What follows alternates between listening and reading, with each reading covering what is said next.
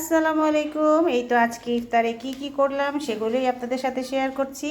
তো rice item একটা আমার রাখতেই হয়, তো আজকে চিকেন খিচুড়িটা করলাম, কারণ ছোটো মেয়ের এটা লাগে, যে কোনো কিছু হোক, খিচুড়ি, বিরিয়ানি বা ফ্রাইড রাইস বা এমনি ভাত ভাজা যেটাই হোক।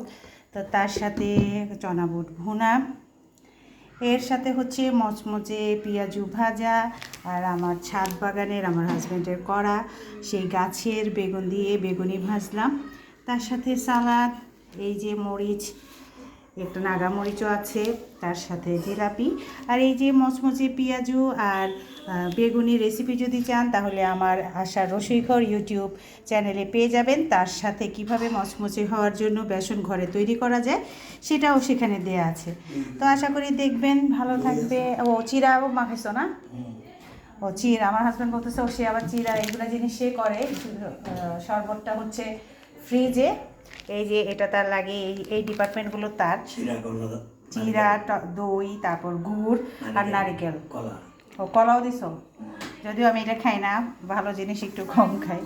তো ভালো থাকবেন সবাই, দোয়া করবেন সবার জন্য, আল্লাহ পাক যেন আমাদেরকে সুস্থ রাখেন, সহি সালামতে রাখেন। আল্লাহ হাফিজ।